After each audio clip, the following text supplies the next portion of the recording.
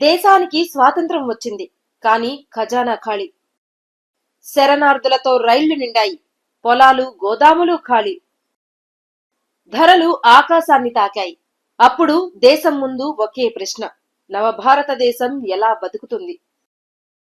అలాంటి అగ్ని పరీక్ష సమయంలో 1947 నవంబర్ 26న భారత పార్లమెంటులో నిలబడి ఓ వ్యక్తి తొలిసారిగా స్వతంత్ర భారత ఖాతా పుస్తకం తెరిచాడు.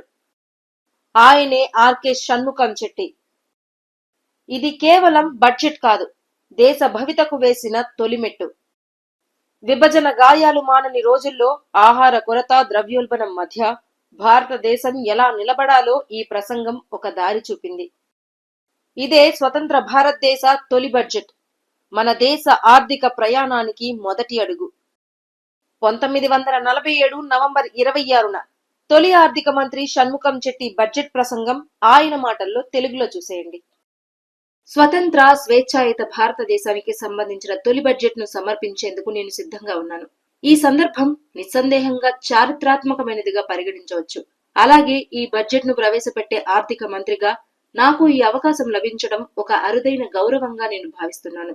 ఈ పదవితో కూడిన గౌరవాన్ని నేను పూర్తిగా గ్రహిస్తున్నాను. అదే సమయంలో ఈ కీలక సమయంలో భారతదేశ ఆర్థిక వ్యవస్థను సంరక్షించే వ్యక్తిగా నాపై ఉన్న బాధ్యతలను మరింతగా గుర్తిస్తున్నాను.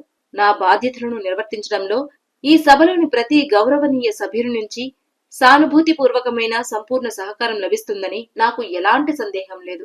గత ఫిబ్రవరిలో శాసనసభకు ప్రస్తుత ఏడాదికి బడ్జెట్ సమర్పించినప్పటి నుంచి చోటు చేసుకున్న రాజకీయ పరిణామాలపై విస్తృతంగా వివరించాల్సిన అవసరం లేదు. ఈ విభజన దీర్ఘకాల ప్రభావాలను ఇంకా పూర్తిగా అంచనా వేయాల్సి ఉంది. ఎందుకంటే ఈ సంఘటనలకు మేము ఇంకా చాలా సమీపంలో ఉన్నాము. వివాదాల బూడిద చల్లబడిన తరువాత ఈ చర్య వివేకాన్ని, మానవ జాతిలో 5వ వంతు ప్రజల భవితవ్యంపై దాని ప్రభావాన్ని భవిష్య చరిత్రకారులు నిర్ణయిస్తారు. విభజనకు తక్షణ రాజకీయ కారణాలు ఏవైనా ఉండవచ్చు, కానీ రెండు డొమినియన్లు తమ కొత్త దేశాల్లోని సాధారణ ప్రజల ప్రయోజనాలను కాపాడుకోవాలంటే దాని ఆర్థిక పరిణామాలను పూర్తిగా గ్రహించాల్సి ఉంటుంది. శతాబ్దాలుగా పరస్పర సహకారంతో పనిచేసిన ప్రాంతాలు ఒక్కసారిగా విడిపోయాయి. 5వ వంతు మానవ జాతి నివసించే ఒక ఉపఖండం ఒకే ఆర్థిక వ్యవస్థగా ఉండటం లక్షలాది ప్రజలకు గొప్ప ప్రయోజనం. అయితే ఆ ఐక్యత ఉన్న సమయంలో అది పూర్తిగా గ్రహించబడలేదు లేదా సరిగ్గా వినియోగించబడలేదు. విభజన వల్ల వచ్చిన రాజకీయ సర్దుబాట్లు చేయడం తేలికగా ఉండవచ్చు, కానీ దాని ఆర్థిక పరిణామాలకు అవసరమైన సర్దుబాట్లు చేయడానికి కాలం, సహనం, సద్భావన, పరస్పర అవగాహన అవసరం. ఆర్థికంగా చూస్తే భారతదేశం, పాకిస్తాన్ రెండింటికీ ప్రయోజనాలు, లోపాలు ఉన్నాయి. సాధారణంగా చెప్పాలంటే ప్రస్తుతం పరిశ్రమల ఉత్పత్తి, ఖనిజ వనరుల విషయంలో భారతదేశం బలంగా ఉన్నప్పటికీ వ్యవసాయ వనరుల్లో, ముఖ్యంగా ఆహార ధాన్యాల్లో పాకిస్తాన్ కు కొంత ఆధిక్యం ఉంది. కానీ వారి ఆర్థిక వ్యవస్థల పరస్పర పూర్వక స్వభావం దీనికంటే మరింత లోతైనది. ఆర్థిక అవసరాలే రెండు డొమినియన్ల మధ్య స్నేహపూర్వకమైన, సహకారాత్మక దృక్పథాన్ని తప్పనిసరిగా తీసుకువస్తాయి. ప్రస్తుత ఉద్రిక్తతలు తగ్గి సాధారణ జీవితం తిరిగి వచ్చిన తర్వాత రాజకీయ విభజన ఉన్నప్పటికీ సాధారణ ప్రజల ఆర్థిక జీవితం దెబ్బతినకుండా ఉండేందుకు ప్రజలు కలిసి పనిచేస్తారని నేను ఆశిస్తున్నాను. మన వైపు చూస్తే దాదాపు 300 మిలియన్ల జనాభా కలిగిన భారత సమైక్య చైనాకు తర్వాత ప్రపంచంలో 2వ అతిపెద్ద దేశంగా నిలుస్తుంది. మన ఆర్థిక వ్యవస్థ అనేక దేశాల కంటే సమతుల్యంగా ఉంది. విభజన వల్ల ఎదురైన ఆటంకాలు ఉన్నప్పటికీ మన విస్తారమైన సహజ వనరులు, బలమైన ఆర్థిక స్థితి ప్రజల జీవన ప్రమాణాలను గణనీయంగా పెంచే దృఢమైన ఆర్థిక ప్రణాళికను ప్రారంభించేందుకు మాకు సహాయపడతాయి. ఈ రోజు నేను సమర్పిస్తున్న బడ్జెట్ ప్రకటన 1947 ఆగస్టు 15 నుంచి 1948 మార్చి 31 వరకు, అంటే 7.5 నెలల కాలాన్ని కవర్ చేస్తుంది. ఈ కాలానికి కొత్త బడ్జెట్ ను ఎందుకు సమర్పించాల్సి వచ్చిందో సంక్షిప్తంగా వివరిస్తాను. దేశ విభజనతో పాటు కేంద్ర ప్రభుత్వ స్థానంలో 2 స్వతంత్ర ప్రభుత్వాలు ఏర్పడిన నేపథ్యంలో గత మార్చిలో శాసనసభ ఆమోదించిన 1947-48వ ఏడాది బడ్జెట్ అమల్లో లేకుండా పోయింది. రాజ్యాంగంలోని తాత్కాలిక నిబంధనల ప్రకారం ఆర్థిక ఏడాది మిగిలిన భాగానికి అవసరమైన ఖర్చును ప్రభుత్వం అనుమతించగలిగినప్పటికీ ప్రజల ఆకాంక్షలకు అనుగుణంగా వీలైనంత త్వరగా ప్రజా ప్రతినిధుల ముందు కొత్త బడ్జెట్ ఉంచడం సముచితమని భావించబడింది. నా ప్రకటనలో ఎలాంటి సంచలనాలు ఉండవు. ఈ బడ్జెట్ లో ఆశ్చర్యాలు ఏమీ ఉండవు. ఈ కాలానికి సంబంధించిన ఆదాయం, వ్యయాల అంచనాలను సభ ముందు ఉంచుతాను. అలాగే దేశ ఆర్థిక జీవన నమూనా, సమీప భవిష్యత్తులో ఎదురయ్యే సమస్యలను విస్తృతంగా సూచిస్తాను.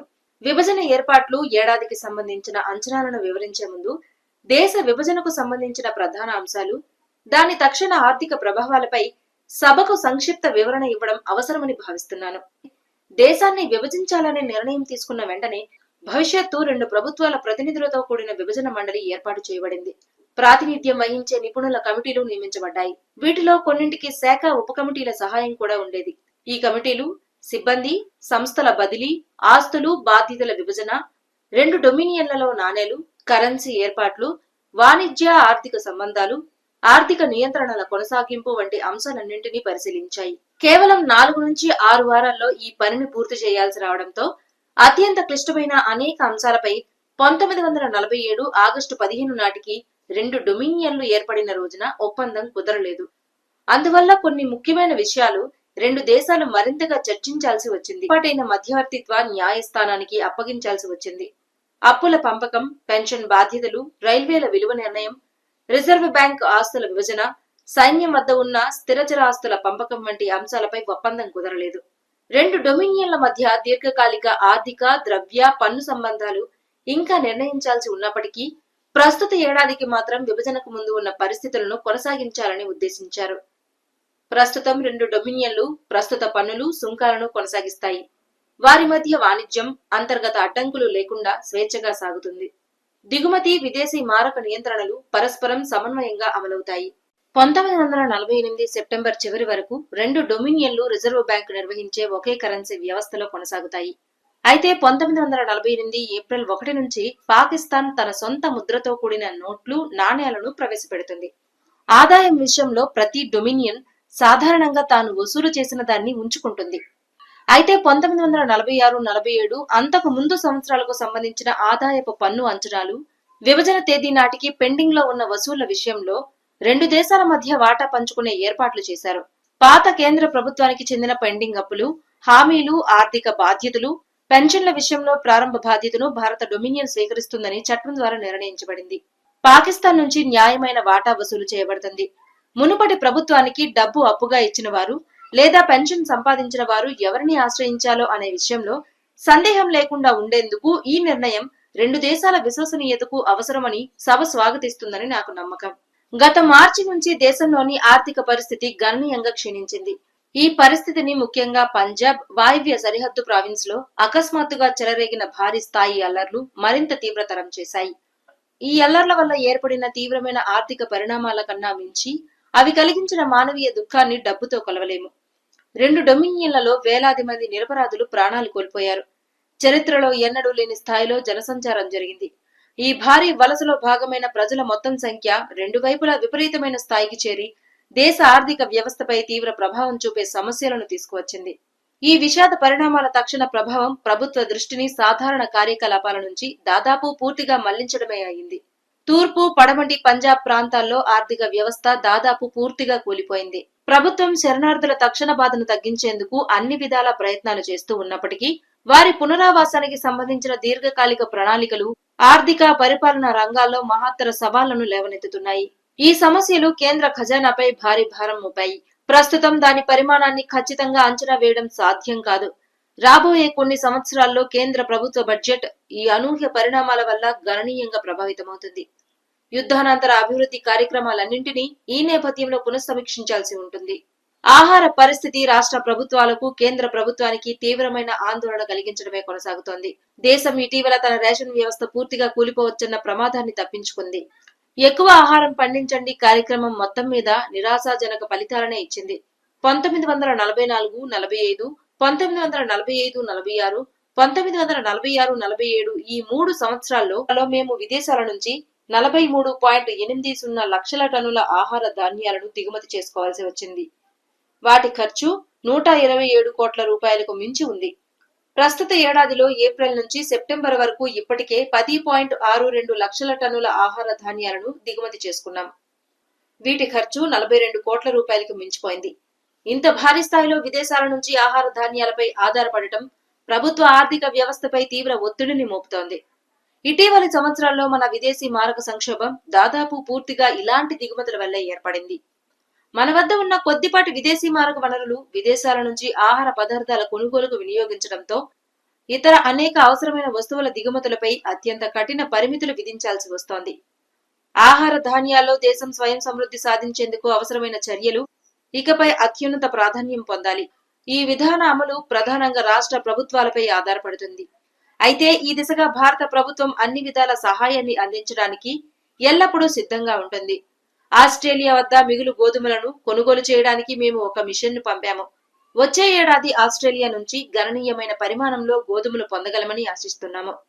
సర్ పురుషోత్తం దాస్ ఠాకూర్ దాస్ అధ్యక్షతన ఏర్పడిన ఒక నిపుణుల కమిటీ దేశంలోని ఆహార పరిస్థితిని పరిశీలించింది. ఆ కమిటీ సమర్పించిన మధ్యంతర నివేదిక ప్రస్తుతం ప్రభుత్వ దృష్టిలో ఉంది. ఆర్థిక పరిస్థితిలో వచ్చిన క్షీణత ధరల విషయంలో మరింత స్పష్టంగా కనిపిస్తోంది. అవి నియంత్రణ లేకుండా పైకి ఎగబాకుతున్నాయి. ఈ ఏడాది ఏప్రిల్ 5 నుంచి ఆగస్టు 9 వరకు ఆర్థిక సలహాదారు రూపొందించిన హోల్సేల్ ధరల సూచిక 7 పాయింట్లు పెరిగింది. బొంబాయి జీవన వ్యయ సూచిక 14 పాయింట్లు పెరిగింది. బొంబాయి జీవన వ్యయ సూచికను తీసుకుంటే 1945 ఆగస్టులో అది 243గా ఉండగా 1946 ఆగస్టులో అది 267కు పెరిగింది. 1947 ఆగస్టులో అది 284కి చేరుకుంది. ఈ పరిస్థితికి ప్రధాన కారణం వ్యవసాయ, పారిశ్రామిక ఉత్పత్తి మొత్తం మీద తగ్గిపోవడమే. ఇది కొంతవరకు మతపరమైన అల్లర్ల విస్తృత ప్రభావం వల్ల, అలాగే సాధారణంగా పెరుగుతున్న పారిశ్రామిక అసంతృప్తి కారణంగా చోటు చేసుకుంది.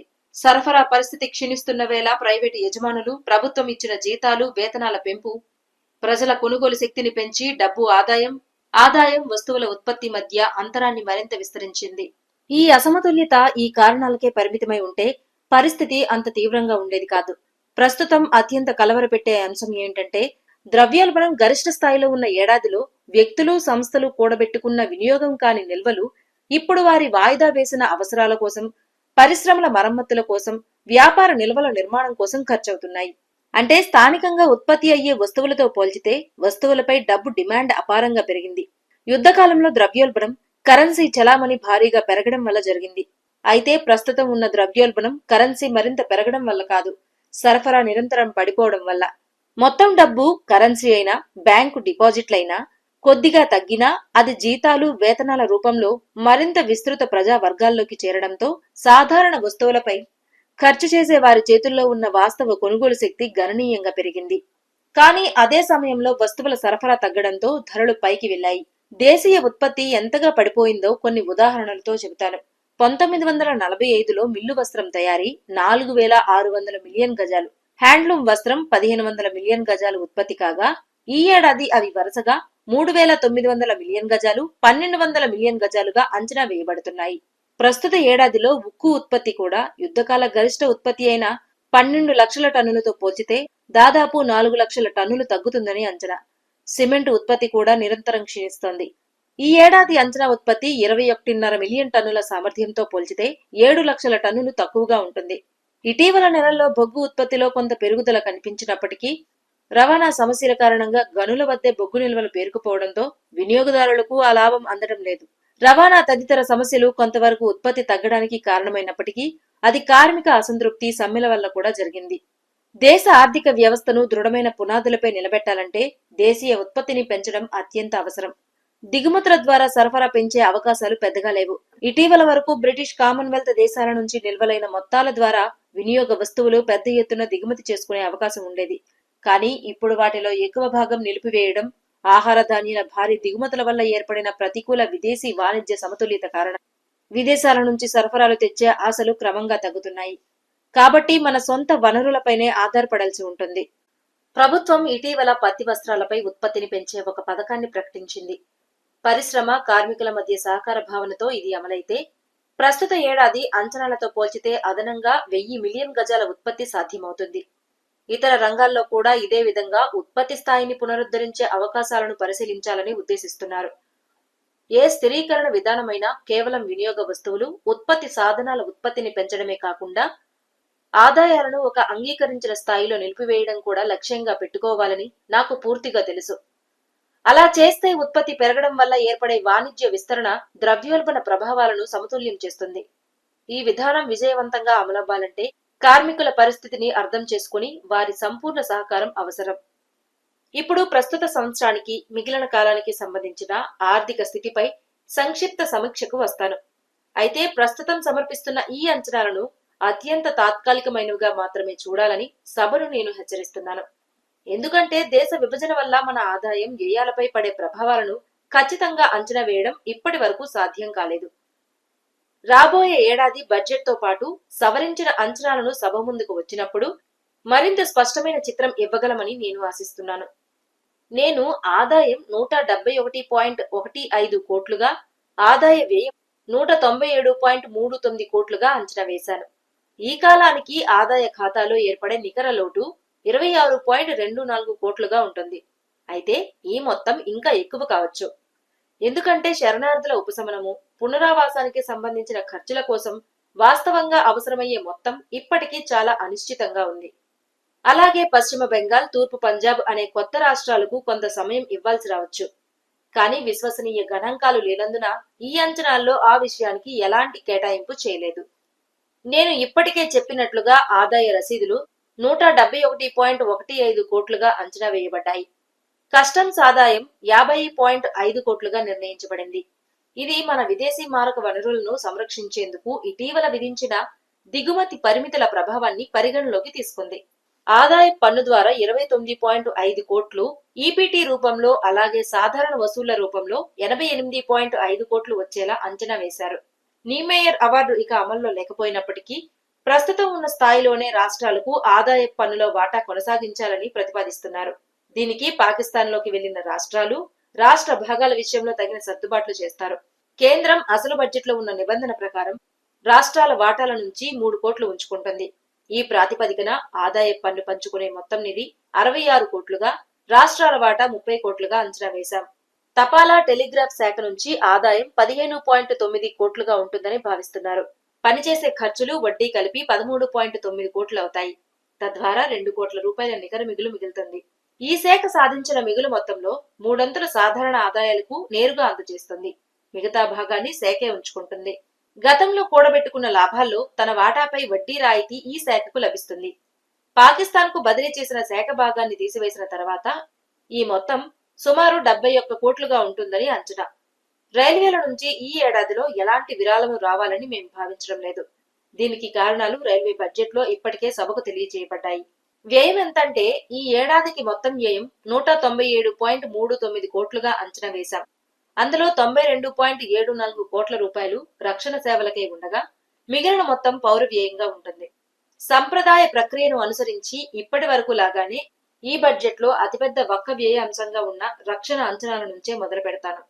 దేశ విభజనకు అనివార్య ఫలితంగా భారత సాయుధ దళాలను 2 డొమినియన్ల దళాలుగా మారాల్సి వచ్చింది.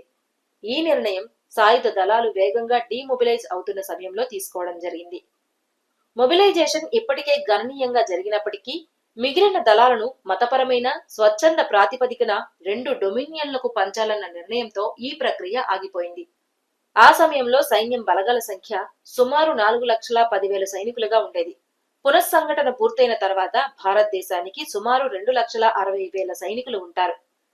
జాయింట్ డిఫెన్స్ కౌన్సిల్ మార్గదర్శకత్వంలో పనిచేసే ఒక సుప్రీం కమాండర్ ఆధ్వర్యంలోని సంస్థను ఏర్పాటు చేసి పునఃసంఘటన నిర్వహించడం, మొత్తం సాయుధ దళాల పరిపాలన నియంత్రణ బాధ్యతను దానికి అప్పగించారు. అయితే 1947 ఆగస్టు 15 నుంచి ప్రతి డొమినియన్ లోని సైనికుల ఆపరేషన్ నియంత్రణ ఆయా డొమినియన్ ప్రభుత్వాలకు బదిలీ చేయబడింది. మొదటిగా ఈ పునఃసంఘటన 1948 మార్చి 31 నాటికి పూర్తవుతుందని భావించారు. కానీ ప్రతి డొమినియన్ లోని సాయుధ దళాల ప్రధాన కార్యాలయాలు ఊహించిన దానికంటే త్వరగా పరిపాలనా బాధ్యతలు స్వీకరించగలిగాయి. అందువల్ల పునఃసంఘటన వేగవంతమైంది. ఇప్పుడు ఈ నెల చివరి నాటికి ముఖ్య రంగాల్లో ఈ ప్రక్రియ పూర్తవుతుందని, తద్వారా సుప్రీం కమాండర్ సంస్థ రద్దు చేయబడుతుందని ఆశిస్తున్నారు. భవిష్యత్తులో సాయుధ దళాల పరిమాణం, నిర్మాణం ప్రభుత్వ దృష్టిని ఆకర్షిస్తున్నాయి. ఎందుకంటే అవి దేశానికి మారిన వ్యూహాత్మక అవసరాలతో పాటు తగ్గిన ఆర్థిక వనరులకు కూడా అనుగుణంగా ఉండాలి.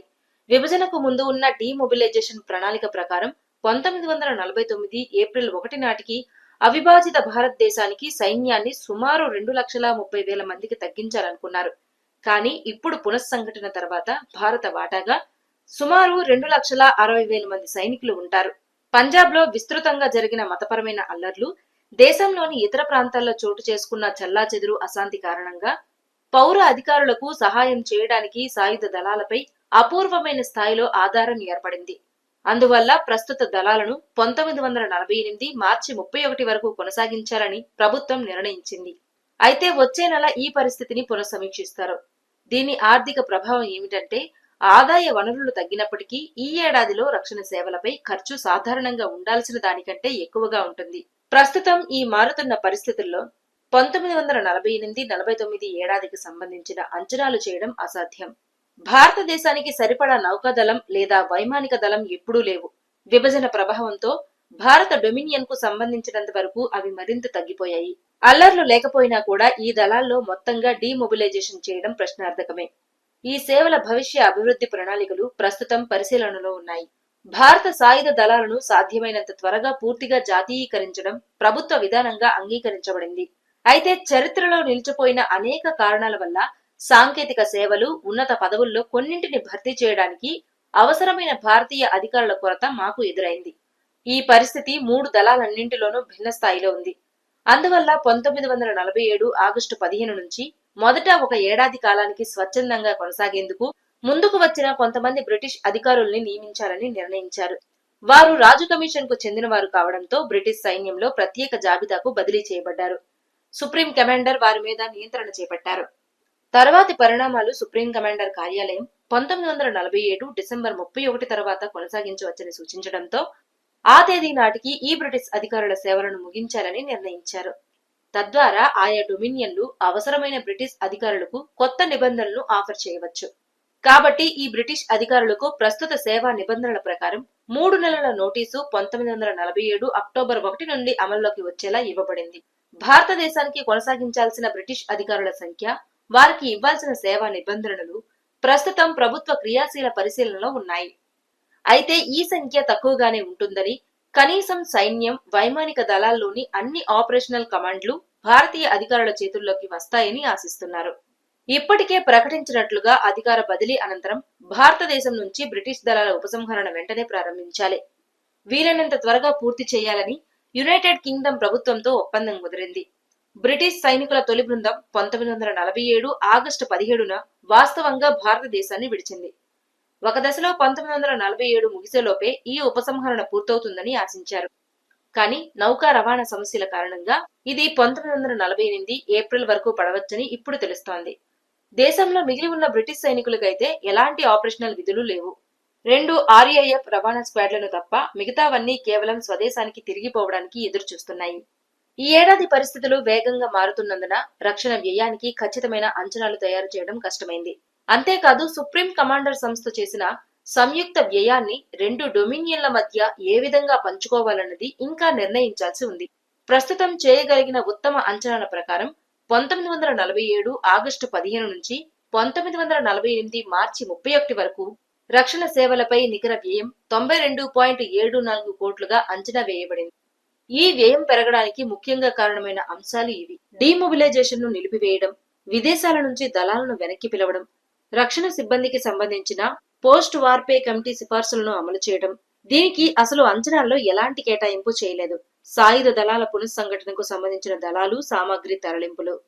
పంజాబ్ లో ఇతర ప్రాంతాల్లో జరిగిన అల్లర్ల సమయంలో పౌర అధికారులకు సహాయంగా దళాలను పిలవడం. మొదట ఊహించిన దానికంటే ముందే బ్రిటిష్ దళాల ఉపసంహరణ జరగడం వల్ల కొంత ఆదా అయినప్పటికీ వారిని యునైటెడ్ కింగ్డమ్, ఇతర గమ్యస్థానాలకు తరలించడంలో జరిగిన ఖర్చులు ఆ ఆదాను కొంతవరకు సమతుల్యం చేశాయి. బడ్జెట్ పత్రాలతో కలిసి పంపిణీ చేసిన వివరణాత్మక మెమరాండంలో ఒక్కో శీర్షిక కింద ఉన్న అంచనాల వివరాలు ఇవ్వబడ్డాయి. అందులోని ముఖ్యమైన అంశాలపైన మాత్రమే గౌరవనీయ సభ్యుల దృష్టిని ఆకర్షించాలని నేను భావిస్తున్నాను. నేను ఇంతకు ముందు వివరించినట్లుగా పాత కేంద్ర ప్రభుత్వానికి చెందిన పెండింగ్ అప్పులు, వాటికి సంబంధించిన పెన్షన్ల బాధ్యతను ప్రారంభ దశలో భారత డొమినియన్ భరిస్తుంది. పాకిస్తాన్ నుంచి న్యాయమైన వాటా వసూలు చేయబడుతుంది. ఈ వాటా ఇప్పటికీ నిర్ణయించబడలేదు. అందువల్ల ప్రస్తుతం పాకిస్తాన్ నుంచి తిరిగి వచ్చే మొత్తాలపై ఈ అంచనాల్లో ఎలాంటి క్రెడిట్ తీసుకోలేదు.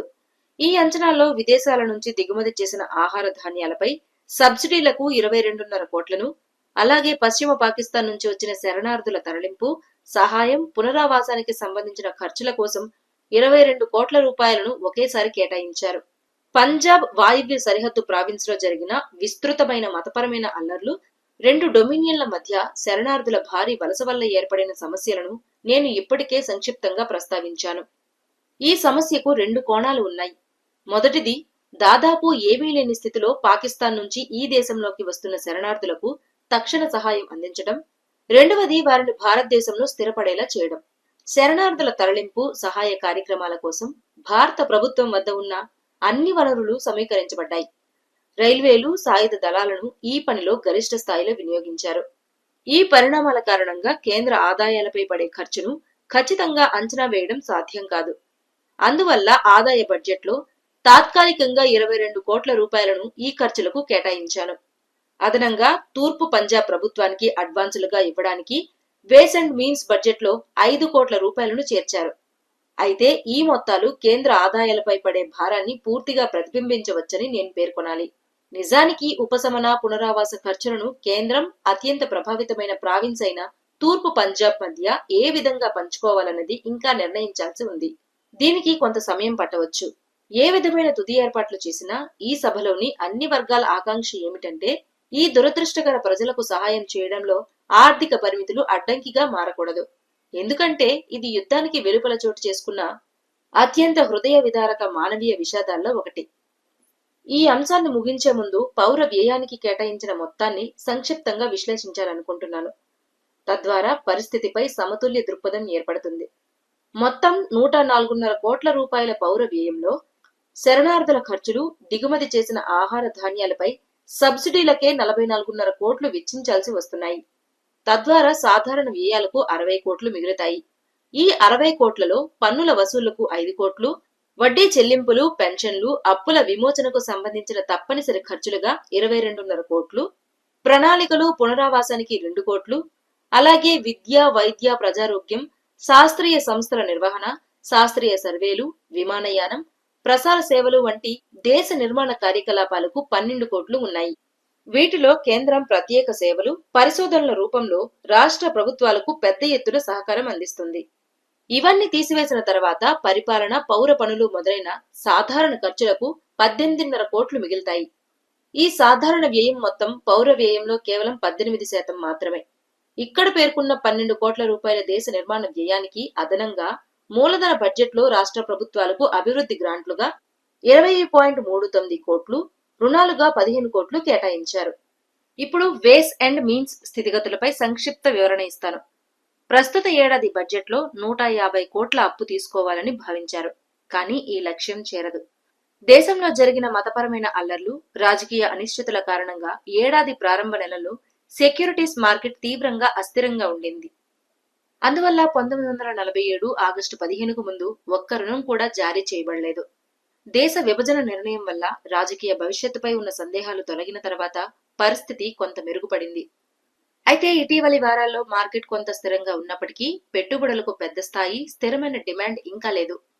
ఈ నెల ప్రారంభంలో ప్రభుత్వం 40 కోట్లకు 15 సంవత్సరాల రుణాన్ని జారీ చేసింది. దీనిపై వడ్డీ రేటు 3.4% కాగా అదే నెల 15న తీరాల్సిన 3.5% రుణం 1947, 50 కలిగిన వారు తమ పెట్టుబడులను మార్పిడి చేసుకునే సౌకర్యాలు కల్పించారు. ఈ రుణాన్ని వ్యాపార కాలం ప్రారంభంలో జారీ చేయడంతో ఇది అధికంగా నమోదు అవుతుందని భావించలేదు. అయితే ప్రజలు ఇప్పటికీ ప్రభుత్వ రుణాలను తీసుకోవడంలో సంకోచం చూపుతున్నారు. వారు అలా చేయడానికి కారణం పాత అప్పుల తిరుగుబాటుకు బాధ్యత ఎవరిది అన్న సందేహమే. అయితే భారత డొమినియన్ బాండ్ హోల్డర్ కు బాధ్యత వహిస్తుందని నేను ముందే చెప్పిన విషయాలు వారికి భరోసా కలిగిస్తాయని ఆశిస్తున్నాను. ప్రభుత్వ అభివృద్ధి ప్రణాళికలను నెరవేర్చడానికి, రాష్ట్ర ప్రభుత్వాలకు సహాయం చేయడానికి డబ్బు అవసరం ఇప్పటికే అత్యవసరంగా ఉంది. ఇంకొక తక్షణ అంశం ఏమిటంటే ప్రజల వద్ద ఉన్న అదనపు కొనుగోలు శక్తిని ప్రభుత్వ రుణాల ద్వారా ఉపసంహరించడం ద్వారా ఇంకా కొనసాగుతున్న ద్రవ్యోల్బణ శక్తులను నియంత్రించాల్సిన అత్యవసరత. ఇటీవలి నెలల్లో ప్రభుత్వం తక్కువ వడ్డీ విధానంపై కొన్ని వర్గాల నుంచి విమర్శలు వచ్చాయని గౌరవనీయ సభ్యులు గమనించి ఉంటారు. రిజర్వ్ బ్యాంక్ షేర్ హోల్డర్ల వార్షిక సమావేశంలో బ్యాంక్ గవర్నర్ ఈ అంశంపై కొన్ని వ్యాఖ్యలు చేశారు. ప్రఖ్యాత ఆర్థికవేత్త లార్డ్ కైన్స్ ప్రభావంతో తక్కువ వడ్డీ విధానం అనేక దేశాల్లో ద్రవ్య విధానంలో ప్రధాన లక్షణంగా మారింది. ఆ ధోరణిని భారత ప్రభుత్వం అనుసరించడంలో ఆశ్చర్యం లేదు. ప్రభుత్వం మార్కెట్లో అప్పు తీసుకునే వడ్డీ రేట్ల సరైందని, కొలిచే ఖచ్చితమైన ప్రమాణం ఏదీ లేదని సభ గుర్తించాలి. దీర్ఘకాలంలో ప్రభుత్వ అవసరాలు, పరిశ్రమ అవసరాల మధ్య సమతుల్యతను కాపాడటమే ప్రధాన విషయం. తద్వారా దేశంలోని నిధులు ఉత్తమంగా వినియోగించబడతాయి. యునైటెడ్ కింగ్డమ్ లో గతేడాది 2.5% తిరిగి చెల్లించని రుణం జారీ చేయడంతో ఈ విధానం గరిష్ట స్థాయికి చేరింది. ఇప్పుడు ఆ పురోగతిని స్థిరపరచడానికి ప్రయత్నాలు జరుగుతున్నాయి. ఆర్థిక వ్యవస్థ పరిపక్వంగా ఉండి మూలధన మార్కెట్లు బాగా అభివృద్ధి చెందిన దేశంలో ఇంత అజాగ్రత్త అవసరమైతే ఆర్థికంగా వెనుకబడిన భారతదేశంలో అది మరింత అవసరమని నేను గ్రహిస్తున్నాను. ఇప్పటి వరకు సాధించిన స్థితిని స్థిరపరచడం, బలపరచడం దిశగా మా ప్రయత్నాలు ఉంటాయి. ప్రభుత్వ విధానాన్ని తిరస్కరించి తమపై విశ్వాసం ఉంచిన వారి ప్రయోజనాలను దెబ్బతీయాలన్న ఉద్దేశం ఏదీ లేదు. మా అప్పు కార్యక్రమం ప్రభుత్వానికి అవసరమైన నిధులను వీలైనంత తక్కువ ఖర్చుతో సమకూర్చేలా ఉంటుంది. అదే సమయంలో పరిశ్రమలలో పెట్టుబడుల ప్రవాహాన్ని ఎట్టి పరిస్థితుల్లోనూ అడ్డుకోదు. యుద్ధకాలంలో విస్తరించిన చిన్న పొదుపుల ఉద్యమాన్ని పునర్వ్యవస్థీకరించాలన్నది కూడా నా ఉద్దేశం. తద్వారా మధ్యతరగతుల్లో పొదుపులను ప్రోత్సహించే శాంతికాల సంస్థగా అది కొనసాగుతుంది. రాష్ట్ర ప్రభుత్వాలతో కలిసి ఈ ఉద్యమాన్ని శాశ్వత పునాదులపై నిలబెట్టేందుకు చర్యలు తీసుకుంటారు. ప్రభుత్వ అప్పు కార్యక్రమంలో సభలోని ప్రజాప్రతినిధులు పూర్తిగా సహకరించాలని ఈ సందర్భంగా నేను విజ్ఞప్తి చేస్తున్నాను. మన ప్రజల జీవన ప్రమాణాలను గణనీయంగా పెంచాలంటే పెద్ద అభివృద్ధి పథకాలు చేపట్టడానికి ధనికులు, మధ్యతరగతులు తమ పొదుపులను ప్రభుత్వానికి అందించాలి. స్టెర్లింగ్ నిల్వల అంశంపై సభకు సమాచారం తెలుసుకోవాలనే ఆసక్తి ఉంటుందని నాకు నమ్మకం ఉంది.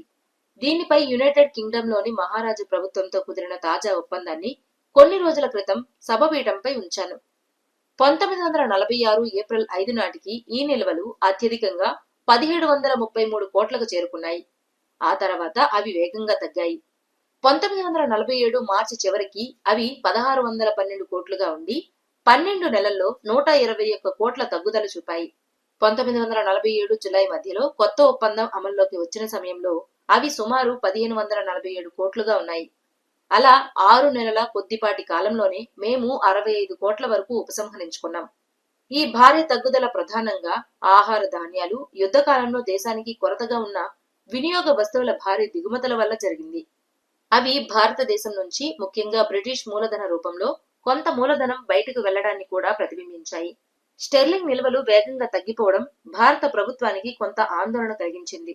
ఈ నిల్వలు దేశంలోని మొత్తం విదేశీ మారక నిల్వలను సూచిస్తాయి.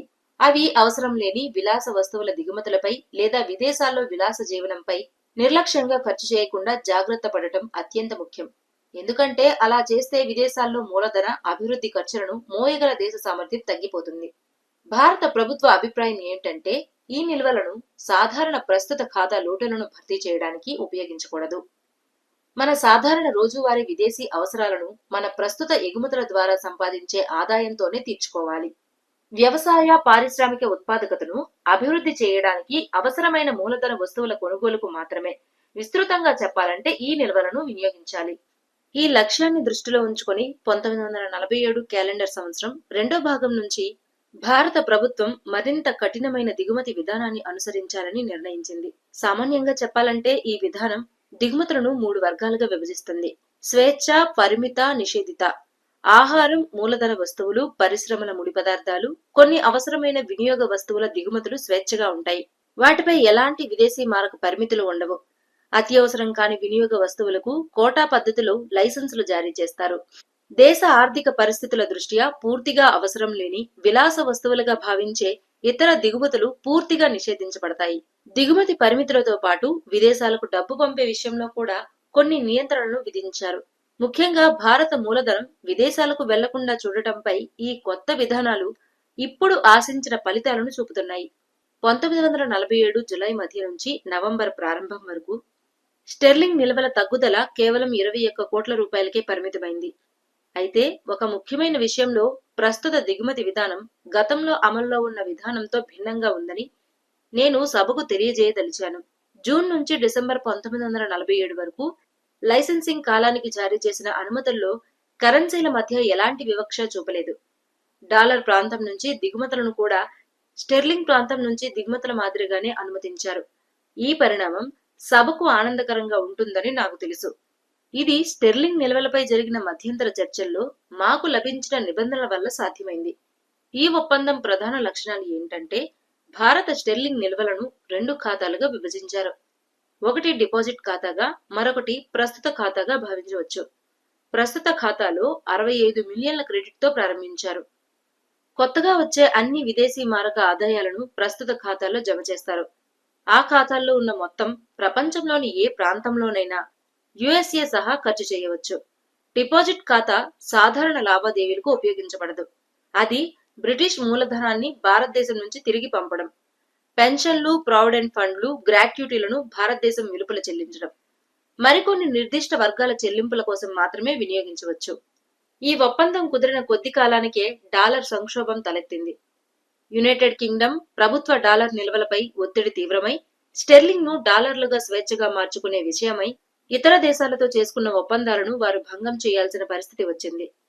మన ఒప్పందం మాత్రం యథాతథంగా కొనసాగుతుందని, ప్రస్తుత ఖాతాలో మనకు బ్యాలెన్స్ ఉన్నంతకాలం ఏ కరెన్సీ ప్రాంతంలోనైనా ఎలాంటి ప్రశ్నలు లేకుండా ఖర్చు చేయవచ్చని సభకు తెలియజేయడం నాకు ఆనందంగా ఉంది. అయితే డాలర్లను ఆదా చేయడంలో సహకరించాలని యునైటెడ్ కింగ్డమ్ ప్రభుత్వం మనను కోరింది. మేము ఆ సహకారం అందిస్తామని వారికి హామీ ఇచ్చాము. ఇప్పుడు మన దిగుమతి విధానాన్ని పునఃసమీక్షిస్తూ డాలర్ ఖర్చును తగ్గించే ఇతర మార్గాలను పరిశీలిస్తున్నాము. తదుపరి లైసెన్సింగ్ కాలంలో స్టెర్లింగ్ ప్రాంతం నుంచి దిగుమతులకు మళ్లీ కొంత ప్రాధాన్యం ఇచ్చే విధానాన్ని తీసుకురావాల్సి రావచ్చని నాకు భయం ఉంది. అయితే ఈ వివక్ష దేశ ఆర్థిక వ్యవస్థకు కీలకమైన అవసరాలకు హాని చేయకుండా ఉండేలా ఏర్పాటు చేయగలమని మేము ఆశిస్తున్నాము. సాధారణంగా ఎంపైర్ డాలర్ పూల్ గా పిలువబడే ఏర్పాటుపై దేశం ఎప్పటి నుంచో ఆసక్తి చూపుతోంది. ఇంతకు ముందు వివరించినట్లుగా స్టెర్లింగ్ ప్రాంతానికి చెందిన దేశాలు తమ విదేశీ మారక నిల్వలన్నింటినీ స్టెర్లింగ్ లో ఉంచుతాయి. అవసరం లేని కరెన్సీలను బ్యాంక్ ఆఫ్ ఇంగ్లాండ్ కు అమ్మి అవసరమైన కరెన్సీలను అక్కడి నుంచే కొనుగోలు చేస్తాయి. దీని ఫలితంగా స్టెర్లింగ్ కు మారుగా సభ్యదేశాలు కొనుగోలు చేయగల విదేశీ కరెన్సీల నిల్వ బ్యాంక్ ఆఫ్ ఇంగ్లాండ్ వద్ద ఎప్పుడూ సిద్ధంగా ఉంటుంది. ఈ ఏర్పాటుకు నిజమైన పేరు స్టెర్లింగ్ ప్రాంత విదేశీ మారక పూల్ అని చెప్పాలి. అయితే ఆ పూల్లో అత్యంత ముఖ్యమైన విదేశీ కరెన్సీ అమెరికా డాలర్ కావడం వల్ల దీనికి ఎంపైర్ డాలర్ పూల్ అనే పేరు వచ్చింది. భారతదేశం డాలర్లు, ఇతర కఠిన కరెన్సీల ద్వారా సంపాదించిన ఆదాయం, వాటిపై చేసిన ఖర్చుల గణాంకాలను ప్రభుత్వం ఎప్పటికప్పుడు ప్రచురిస్తూ వచ్చింది. ఇప్పుడు ఆ గణాంకాలను తాజాకరించబోతున్నాము. 1939 సెప్టెంబర్ నుంచి 1946 మార్చి 31 వరకు మేము అమెరికా డాలర్ల రూపంలో 400 కోట్లు సంపాదించాము. 240 కోట్లు ఖర్చు చేశాము. తద్వారా 165 కోట్లు మిగిలింది. అదే కాలంలో కెనడా, స్విట్జర్లాండ్, స్వీడన్, పోర్చుగల్ వంటి దేశాల కరెన్సీల రూపంలో నికరంగా 51 కోట్లు ఖర్చు చేయడంతో మొత్తం కఠిన కరెన్సీ ఖాతాలో మా నికర నిగులు 114 కోట్లుగా నిలిచింది. 1946-47 ఏడాదిలో అమెరికాతో చెల్లింపుల సమతుల్యంలో 15 కోట్ల లోటు ఏర్పడింది. 83 కోట్లు సంపాదించి 98 కోట్లు ఖర్చు చేయడం వల్ల, అలాగే ఇతర కఠిన కరెన్సీ దేశాలతో 7 కోట్ల లోటు ఏర్పడింది. అందువల్ల 1939 సెప్టెంబర్ నుంచి 1947 మార్చి వరకు మేము నికరంగా 92 కోట్లు విలువైన కఠిన కరెన్సీలను పూల్కు అందించామని భావించవచ్చు. ఇది సుమారు 275 మిలియన్ డాలర్లకు సమానం. అందువల్ల 1946-47 ఆర్థిక ఏడాది నుంచి మనం నిరంతరం డాలర్ అవసరాల కోసం పూల్ను వినియోగిస్తున్నామని, ప్రస్తుతం కూడా అమెరికా, ఇతర కఠిన కరెన్సీ దేశాలతో భారీ లోటులో ఉన్నామని గమనించవచ్చు. అయినప్పటికీ విదేశీ మారక నియంత్రణ విధానాల వల్ల ఈ సంవత్సరం చివరికి మన బాహ్య ఆర్థిక స్థితి సంతృప్తికరంగా ఉంటుందని నేను భావిస్తున్నాను. తదుపరి ఏడాదికి మనం ఏ విధమైన ఖచ్చితమైన విధానాన్ని అనుసరిస్తామో ఇప్పుడే చెప్పలేము. ఎందుకంటే మన ఒప్పందం ఈ ఏడాది చివరికి ముగుస్తుంది. దాని స్థానంలో ఎలాంటి కొత్త ఒప్పందం వస్తుందో ఇంకా తెలియదు. కానీ యునైటెడ్ కింగ్డమ్ మాత్రమే కాదు, ప్రపంచమంతటినీ ప్రభావితం చేసిన డాలర్ సంక్షోభం నేపథ్యంలో డాలర్ మారక వ్యవహారంలో మనకు కొంత ఎక్కువ ఇబ్బందులు ఎదురయ్యే అవకాశం ఉందని నాకు భయం ఉంది. స్టెర్లింగ్ నిల్వల అంశంపై యునైటెడ్ కింగ్డమ్ ప్రభుత్వంతో మేము త్వరలో మరింత చర్చలు ప్రారంభిస్తామని ఆశిస్తున్నాం. ప్రస్తుత ఏడాది బడ్జెట్ లో అభివృద్ధి వ్యయానికి 100 కోట్ల కేటాయింపు చేయబడిందని సభకు గుర్తుండే ఉంటుంది. ఇందులో రాష్ట్రాలకు గ్రాంట్లుగా 45 కోట్ల కేటాయింపు ఉంది. దేశ విభజన వల్ల ఈ వ్యయ పరిమాణం సహజంగానే ప్రభావితమవుతుంది. ఎందుకంటే పాకిస్తాన్లోకి వెళ్లిన రాష్ట్రాలు, ప్రాంతాల్లో అభివృద్ధి ఖర్చులకు భారత ప్రభుత్వం ఇకపై బాధ్యత వహించాల్సిన అవసరం లేదు. దేశాన్ని విభజించాలని నిర్ణయించినప్పుడు 1947 జులైలో రాష్ట్ర ప్రభుత్వాలకు తెలియజేశారు. ఆగస్టు 15, 1947 వరకు ఉన్న కాలానికి సంబంధించి ఆమోదించబడిన పథకాలపై ఖర్చులను కవర్ చేయడానికి ఆ కాలానికి కేటాయించిన బడ్జెట్ గ్రాంటులో అనుపాతంగా గరిష్ట పరిమితి వరకు ముందస్తు చెల్లింపులు చేస్తామని, అలాగే 2 వారస ప్రభుత్వాలకు ఇబ్బందికర పరిస్థితులు తలెత్తకుండా ఉండేందుకు పెద్ద ఆర్థిక బాధ్యతలు కలిగిన పనుల్లోకి ప్రవేశించవద్దని రాష్ట్రాలకు సూచించారు. ఆ తర్వాత నిర్ణయించబడింది ఏంటంటే, ఈ ఏడాది మిగిలిన భాగానికి భారత డొమినియన్లో ఉన్న రాష్ట్రాలకు గ్రాంట్లు మొదట ప్రణాళిక చేసిన స్థాయిలోనే కొనసాగుతాయి. అయితే పంజాబ్, బెంగాల్ విభజన, అలాగే సిల్హెట్ జిల్లాలోని చాలా భాగం తూర్పు బెంగాల్కు బదిలీ కావడం వల్ల అనుపాత సర్దుబాట్లు చేయబడతాయి. ప్రస్తుతం సభ ముందు ఉంచిన అంచనాల్లో రాష్ట్రాలకు గ్రాంట్లుగా 20.39 కోట్లు, వారికి రుణాలుగా 15 కోట్లు కేటాయించారు. గత బడ్జెట్ ప్రసంగంలో నా ముందున్న ఆర్థిక మంత్రి ప్రణాళికలు అభివృద్ధికి అప్పటి కేంద్ర ప్రభుత్వానికి లభించే వనరులు మొదట అంచనా వేసిన దానికంటే తక్కువగా ఉండవచ్చని సభ దృష్టికి తీసుకొచ్చారు. అప్పుడు ఆయన చెప్పిన మాటలు ప్రస్తుత ప్రభుత్వానికి సమానంగా వర్తిస్తాయి. లభించే వనరులు తగ్గే అవకాశాన్ని దృష్టిలో ఉంచుకొని అభివృద్ధి ప్రణాళికలను తిరిగి రూపకల్పన చేయాల్సి రావచ్చు. వాటి ప్రాధాన్యతలను పునఃక్రమీకరించాల్సి రావచ్చు. అయితే దీని అర్థం రాష్ట్ర ప్రభుత్వాలకు అభివృద్ధి పథకాలు అమలు చేయడంలో అన్ని విధాలా సహాయం చేయాలన్న ప్రభుత్వ విధానం మారిందని కాదు. ఇది కేవలం రాష్ట్రాలు ఈ పనుల కోసం తమ వనరులను పూర్తిగా సమీకరించుకోవాల్సిన అవసరాన్ని మరింతగా రుజువు చేస్తుంది. రాష్ట్రాలు దీన్ని ఇప్పటికే గుర్తించాయని నాకు సందేహం లేదు. కేంద్రం, రాష్ట్రాల మధ్య వనరుల భవిష్య పంపకంపై పెద్ద అనిశ్చితి ఉన్నందున అది నిర్ణయించే వరకు కేంద్ర వనరులపై అంచనాలు వేయడం లేదా అవి అభివృద్ధికి ఎంత మేరకు లభిస్తాయో నిర్ణయించడం కష్టమే. ఈ విషయాన్ని రాష్ట్ర ప్రభుత్వాలతో త్వరలోనే పునఃసమీక్షించాలని నేను ఆశిస్తున్నాను. అంతవరకు ఇప్పటికే ఆమోదించబడిన అన్ని అభివృద్ధి పథకాలు కొనసాగుతాయి. వాటికి అవసరమైన నిధులు అందజేయబడతాయి. ఈ భరోసాను కేంద్ర ప్రభుత్వ తరపున ఇస్తూ రాష్ట్రాలు తమ వనరుల్ని ఆదా చేయడం, ఖర్చుల్లో అత్యంత కఠిన ఆర్థిక క్రమశిక్షణ పాటించడం ఎంత ముఖ్యమో నేను హృదయపూర్వకంగా గుర్తు చేస్తున్నాను. నేను చెప్పినట్లే యుద్ధానంతర అభివృద్ధి ప్రణాళికలు రూపొందించబడిన ఆధారం ఇప్పుడు పూర్తిగా తారుమారైంది. మొదట కేంద్ర బడ్జెట్లో ఊహించిన భారీ ఆదాయ మిగులు ఇప్పుడు పెద్ద లోటులుగా మారనున్నాయి. ఈ కొత్త పరిస్థితుల్లో అందుబాటులో ఉన్న ప్రతి రూపాయి అత్యంత సమర్థవంతంగా వినియోగించాల్సిన అవసరాన్ని రాష్ట్ర ప్రభుత్వాలు తప్పకుండా గుర్తించాలి. కేంద్ర స్థాయిలో అభివృద్ధి పథకాల పురోగతి కొనసాగుతోంది. ముఖ్యంగా దేశానికి దీర్ఘకాల ప్రయోజనాలు కలిగించే నదీ అభివృద్ధి పథకాలతో సహా అన్ని ఆమోదిత పథకాలను ముందుకు తీసుకెళ్తున్నాము. ఈ సందర్భంలో దామోదర్ వ్యాలీ అథారిటీ ఏర్పాటు చేయడానికి కేంద్ర ప్రభుత్వం, సంబంధిత రాష్ట్ర ప్రభుత్వాల మధ్య ఒప్పందం కుదిరిందని సభకు తెలుసుకోవడం ఆసక్తికరంగా ఉంటుంది. త్వరలో చేపట్టబోయే మరో పథకం ఒడిశాలో హీరాకుడ్ డ్యాం నిర్మాణం. దీని అంచనా వ్యయం 48 కోట్లు. ఈ ప్రాజెక్టు వల్ల 10 లక్షల ఎకరాలకు పైగా సాగునీరు, 3,50,000 కిలోవాట్ల విద్యుత్ ఉత్పత్తి, అలాగే ఒడిశా తీర జిల్లాలకు వరదల నుంచి గణనీయమైన రక్షణ లభిస్తాయి. ఈ ప్రాజెక్టుపై ఒడిశా ప్రభుత్వం, రాష్ట్రాలతో త్వరలో ఒప్పందం కుదురుతుందని, ఆ తర్వాత 1948 ప్రారంభంలో నిర్మాణ పనులు మొదలవుతాయని ఆశిస్తున్నారు. తూర్పు పంజాబ్లో భాఖ్రా డ్యాం నిర్మాణంపై కూడా ప్రత్యేక దృష్టి సారించాలని ప్రతిపాదించారు. ఈ ఏడాది లోటులో ఏ భాగాన్నైనా అదనపు పన్నుల ద్వారా భర్తీ చేయాలా అని నేను జాగ్రత్తగా పరిశీలించాను. చివరికి దానిని ఎక్కువగా భర్తీ చేయకుండా వదిలివేయాలని నిర్ణయించాను. ఏ కారణంతో అయినా సాధారణ వ్యయం ఆదాయాన్ని మించిపోయే పరిస్థితి వస్తే ఖర్చులను ఆదాయానికి లోబడి తగ్గించాల్సిన అవసరం లేదా అదనపు ఆదాయం సమకూర్చాల్సిన అవసరం తప్పనిసరిగా ఉంటుంది. కానీ ఈ కాలంలో పరిస్థితులు అసాధారణమైనవి. ఈ లోటు పూర్తిగా అలాంటి అసాధారణ కారణాల వల్లే ఏర్పడింది. వ్యయ అంచనాల్లో శరణార్థుల తరలింపు, ఉపశమనానికి 22 కోట్లు, అలాగే దిగుమతి చేసిన ఆహార ధాన్యాలపై సబ్సిడీలకు 22.5 కోట్లు ఉన్నాయి. దేశ విభజన తర్వాత డీమొబిలైజేషన్ మందగించడం, సాధారణంగా అవసరమైన దానికంటే ఎక్కువ దళాలను కొనసాగించాల్సి రావడం వల్ల రక్షణ వ్యయం కూడా గణనీయంగా పెరిగింది. అలాగే పెన్షన్లు, వడ్డీ చెల్లింపులపై పాకిస్తాన్ వాటాకు సంబంధించి ఈ అంచనాల్లో ఎలాంటి క్రెడిట్ తీసుకోలేదన్న విషయాన్ని కూడా గుర్తుంచుకోవాలి. ఈ అంశాలన్నింటినీ పరిగణలోకి తీసుకుంటే బడ్జెట్లో చూపిన 26.24 కోట్ల లోటు మిగులుగా మారుతుంది.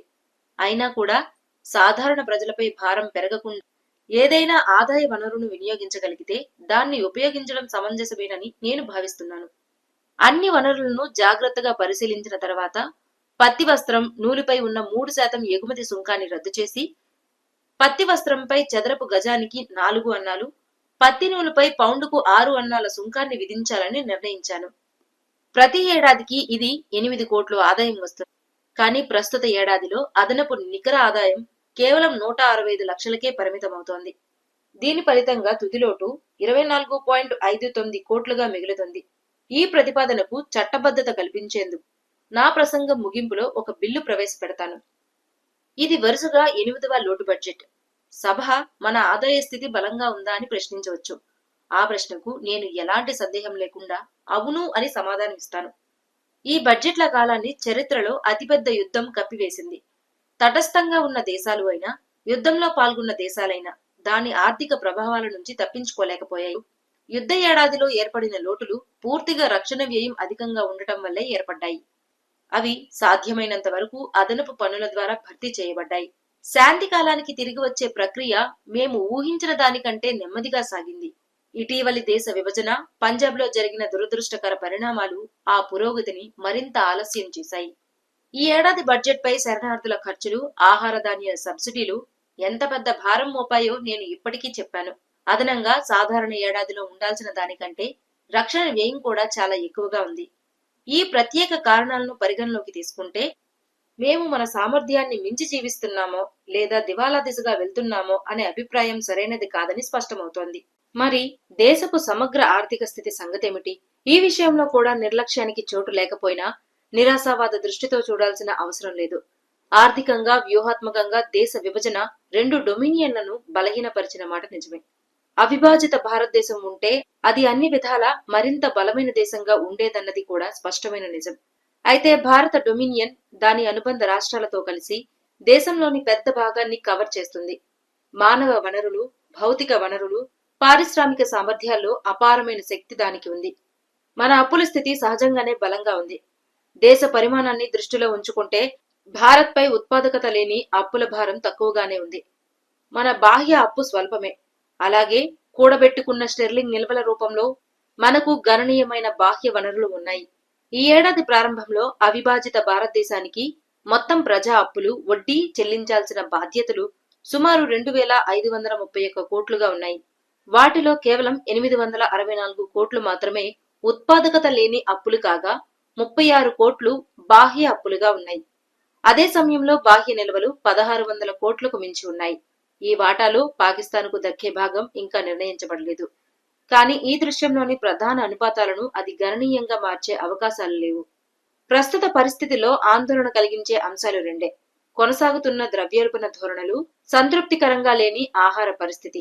ఈ రెండింటిపైన నేను ఇప్పటికే దృష్టి ఆకర్షించాను. ద్రవ్యోల్బణానికి అసలైన పరిష్కారం మన దేశీయ ఉత్పత్తిని పెంచడం ద్వారానే సాధ్యం. అందుబాటులో ఉన్న సరఫరాలు, ప్రజల చేతుల్లో ఉన్న కొనుగోలు శక్తి మధ్య ఉన్న అంతరాన్ని దిగుమతులు ప్రస్తుతం పోడ్చలేవు. ఈ స్థితి వచ్చే వరకు ప్రజలు తమ కొనుగోలు శక్తిని ప్రభుత్వానికి అప్పుగా ఇచ్చి దాన్ని నియంత్రించాలి. ఆహార విషయానికి వస్తే దేశం నిరంతరం దిగుమతులపై ఆధారపడలేదన్న విషయంపై సభ కూడా ఏకాభిప్రాయంగా ఉంటుందని నాకు నమ్మకం ఉంది.